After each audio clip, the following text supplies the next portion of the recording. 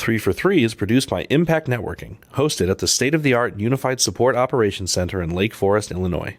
To find out more about the company, schedule a tour of our facilities, or speak to a representative, visit us on the web at impactmybiz.com.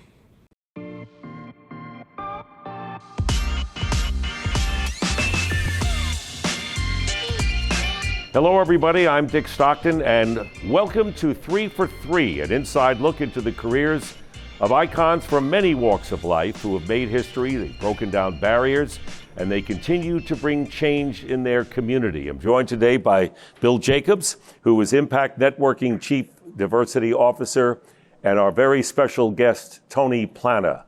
If you haven't seen Tony Plana in a film somewhere, you've been in a cave. Tony Plana has performed in over 70 feature films as an actor, and I'm probably on the low side, but that's just skimming the surface here. Born in Havana, and he moved to Miami in 1960, a graduate of Loyola Marymount University in Los Angeles, and he was trained in acting at the Royal Academy of Dramatic Art in London. He voices characters, he's a director, he's done so much for minorities.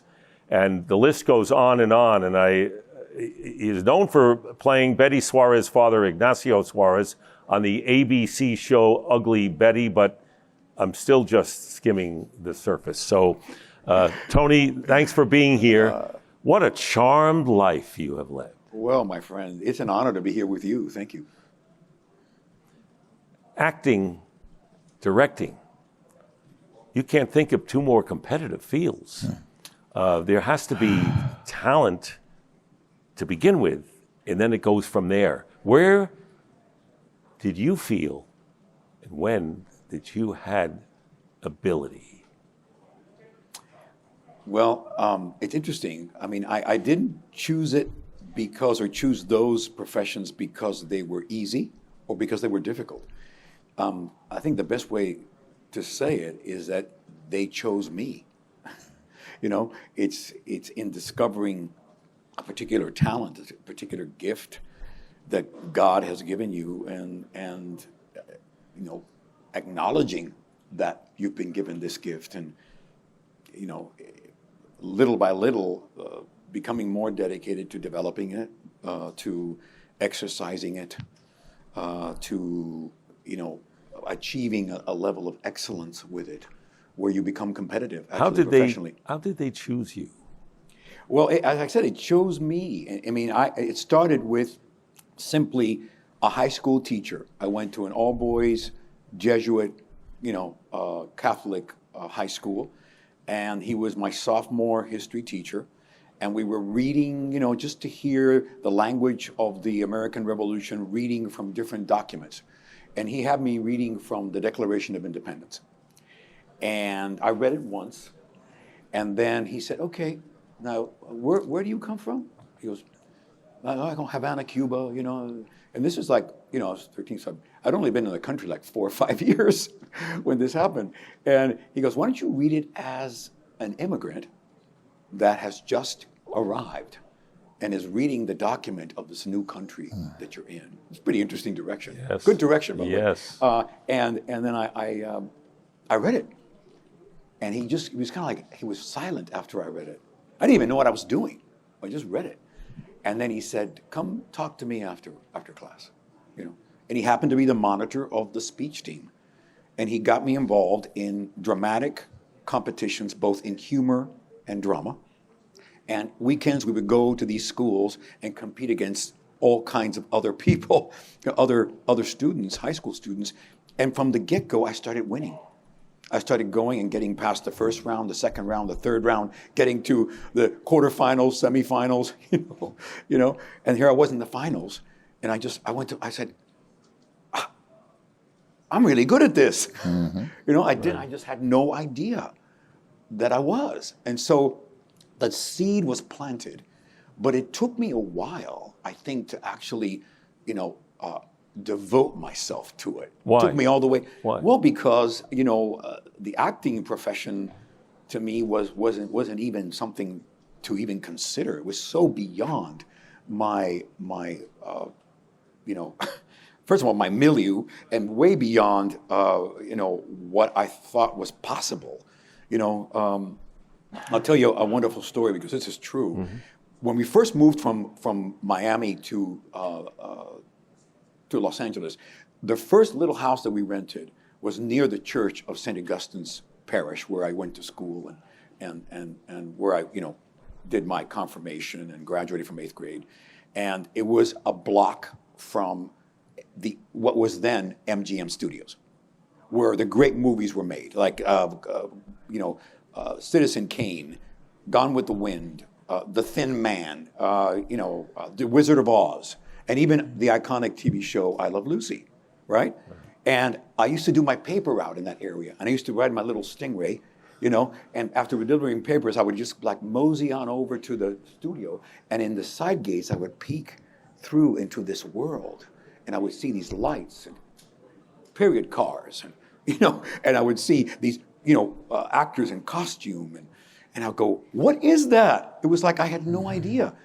As a kid coming from, another country, when you look at TV, you think that's real. You don't know that it's created, right? It's fabricated. So I would look in there and I go, wow, how did those people get into that world? And who brought those cars? I was fascinated by that world, It looks like you took cues very well.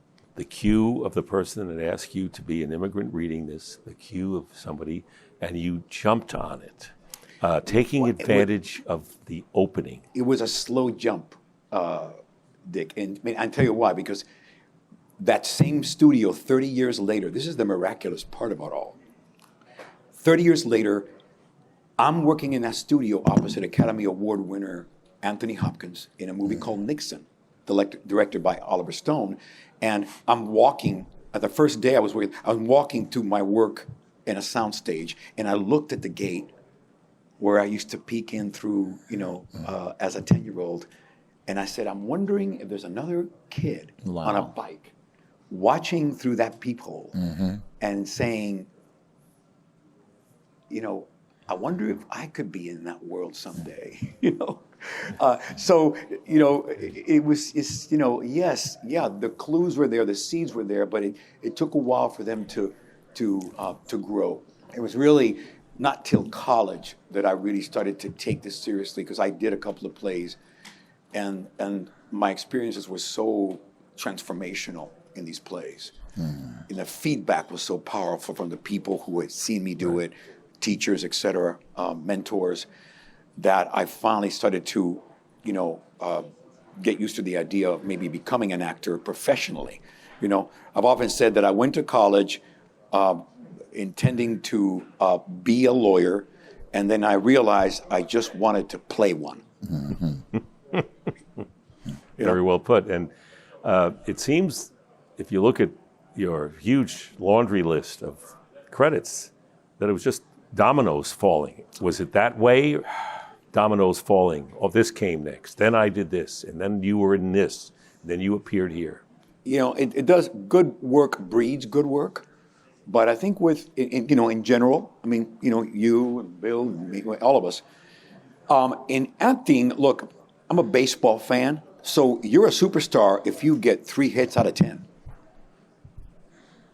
In acting, you're a superstar, or you're a working actor if you get 1 out of maybe 10, out of 20, out of 30. There's so many people. Only 5% of actors work regularly in the union. The rest are trying to work. And even the people who are working always have to struggle for the next job. Long odds, isn't it? In that oh, yeah. Oh, no. Incredible. Now more than ever, because I think social media has exacerbated the attraction of people to want to be the star of their own channel, YouTube, or the star to be an influencer, to be a celebrity, to be, and it's distorted, I think, what our profession is really about, which is a skill-based craft. There is artistry, but really it's about learning how to do the craft well, and then, in a sense, knowing yourself well enough to be able to find a niche in that very complicated world and very difficult world to penetrate. And we were talking about this, and this is really interesting. People say, "I want to become a movie star." There's Tom Cruise. Ooh, I'd love to be Tom Cruise. You have benefited by the fact that you are not the Tom Cruise? or the star on anything. Right. And then have work. You have work, and you are exercising your craft in character roles so diverse. Okay, that is one of the things I'm most proud of. I mean, look, again, baseball analogy. I'm a utility player. You know? You're on the roster all the time. I'm on the roster, but I can play different positions, and I have this kind of flexible skill set. So yeah, I mean, and I talk about it. I just did a keynote at Texas A&M San Antonio for their commencement. It was virtual, and I talked about that, about how I felt that taking my profession seriously as a course of study, not just practice, but both, you know, to understand it as well as be able to, craft it, perform it. That it's actually allowed me to have more flexibility. I can play working class guys. I mean, listen, when I first started, I keep joking about the fact that, I was working on Richard II at the Royal Academy, and then I went to LA to work, and my first job was gang member number 2. Hey, what's happening? Tattooed down, nets, T-shirts, and and just crack. It was just so. That range, I think, and as I've grown, and I think as the stereotyping of Latino actors has lessened, and we were been able to play more than just working class and stereotypes, or even criminal stereotypes. That like I said, I started getting white collar jobs. I started working, with doing more educated characters. But you have to be educated to be able to play educated characters. Bill was talking about, we were discussing things off camera about taking minorities in to see a play, and the revelation that was. Bill, you mentioned that. Yeah, Tony, we met about 11 years ago. It's amazing. I'll never forget that day. And you were doing a play at the Goodman Theater. Right. You were here in Chicago for 3 months. You guys were here for a while. Yeah. Plays take a while. And I had an opportunity to bring 100 kids who had never been to a play before, and hoping that one of them would get that little edge like you got. And you and the crew came back and talked to the kids and motivated the kids. Why don't you go through that a little bit?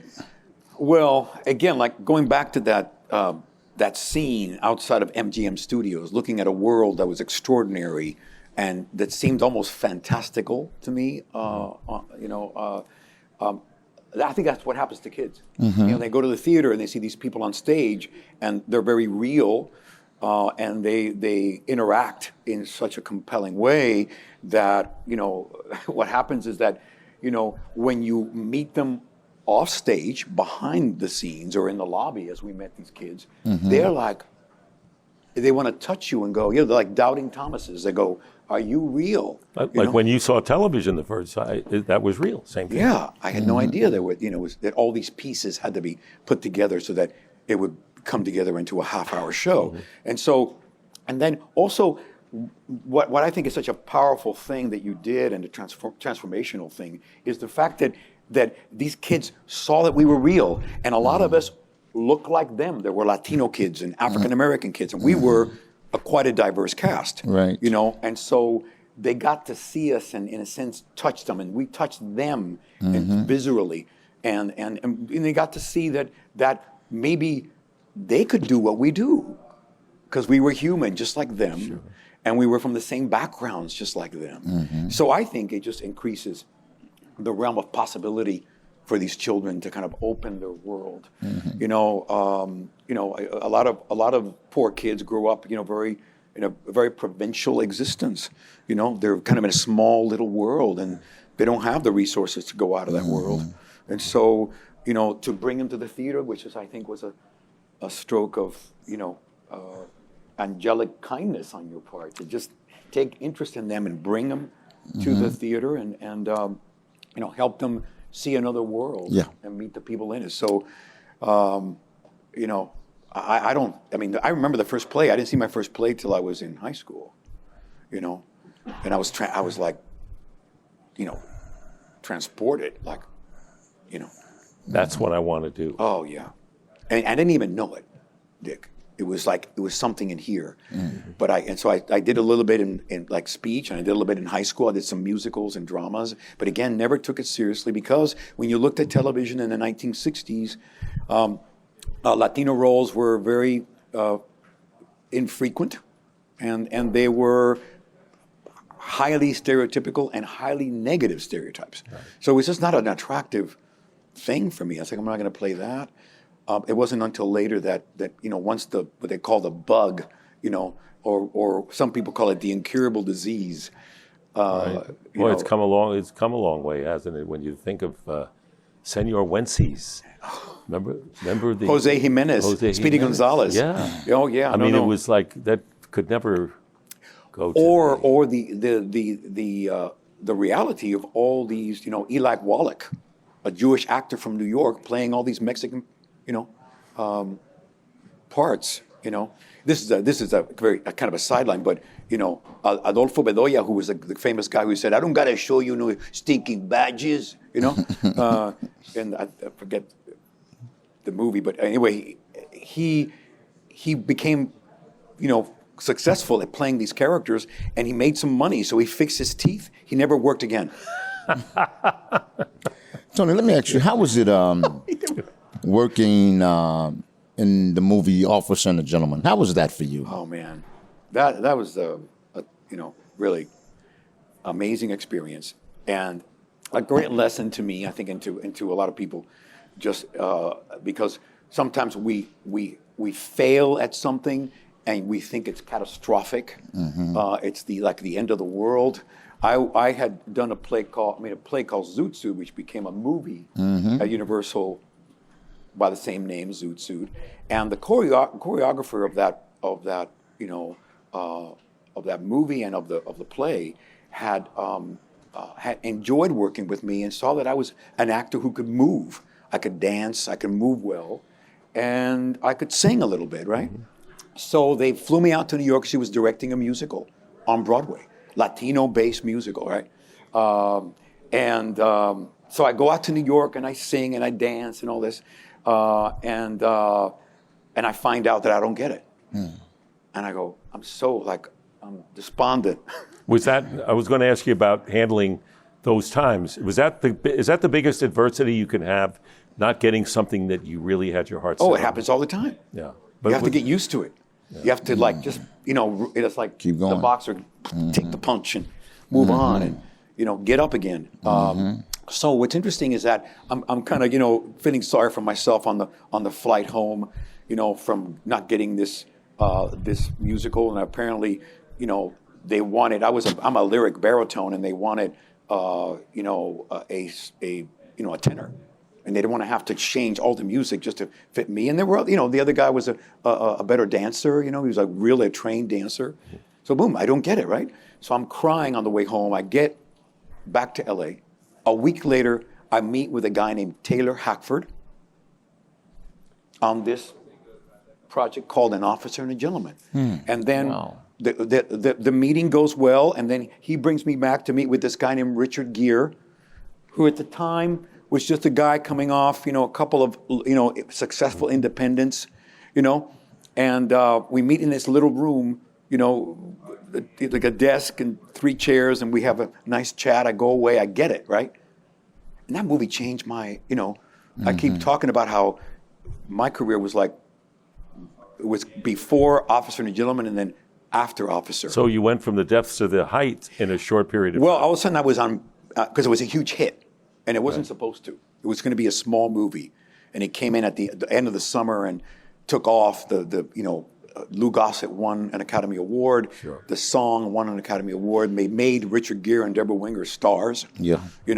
And Taylor Hackford went from a little room with 3 chairs for his interviews to an entire floor at Paramount with a corner office. Okay, so because it made $150-200 million.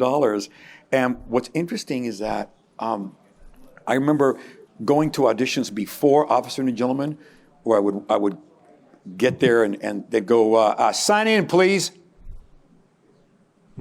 And then after Officer, they go, Tony, thanks for coming. Water, coffee, tea, we'll be right with you. So what happened? Dick, Hit show. Hit show. And so, It's also kind of interesting, like when Tony does a play, some plays, he automatically gets the role. He doesn't have to try out. And they bring in stars that have to try out the main role. Yeah, some big stars have failed auditions, but you don't have to worry about that. I'm saying because they For sail theater. off of Tony, because they know they're going to be This character. for this character, and Tony is the draw in some of the plays that they do. well, it's interesting. I mean, I think that does happen in plays, and especially after Ugly Betty and some of the other movies that I've done. You have a certain name recognition that they're hoping by putting you in an interesting role, it will bring in people to the theater, right? And I think established actors like myself, will draw other established actors with high skills. So that does happen in the theater, and the theater is probably the only place where I would be playing leads. I mean, not in films or television. We talked about theater versus film. And I know that what I did my career was live, and that's live. Yeah. And it's a big difference. Yes. Yeah, it is. Yeah. What do you prefer? I actually prefer the theater as an experience because of the relationship and the physical contact with an audience. To have the audience there and to be able to create it for them right in front of their very eyes. It's a little bit like practicing, magic in front of them, Right. and so they get to see you pretend, and they're right there. There's no editing. It's really the actor's medium. They say the theater is really the actor's medium and the writer's medium. Because in film and television, writers sometimes are respected, but most often not. And in film, kind of the same thing. But in theater, the playwright is supreme. They really respect the written word in the theater, and also you have time to develop a character, and then in a sense work on that character for a good 5, 6, 7 weeks, 8 weeks sometimes. I mean, Zoot Suit we did for almost a year, doing the same part over and over again. So I don't think I would do that again. No. But I can see just by sitting here why, and you've done voiceovers of characters, animation, and so forth, where you could jump in to a myriad of characters and styles and dialects on call. Yeah, I mean, I think that's what I'm most proud of, is being able to work in different mediums, theater, film, television, and also animation, also in, reading audio books. I've done a few of those. They're very hard, but I love exercising my craft in different mediums because it requires it requires different applications of the skill. The name of the game is versatility and talent, and I think that you have it. Tony, thanks for being with us. Oh, my pleasure. It Thank was you. Great having you with us, and Bill, that was a great friendship you had 11 years ago. Yeah, my friend. Thank My you. pleasure. Yeah, Without thanks a for doubt. having me. It's been a Tony pleasure. Plana, and I can't wait to see him next. Maybe he and I may work on a little project we talked about. We won't tell you what it is yet. It may be a big hit. Who knows? Anyway, thank you for joining us on 3 for 3. See you next time.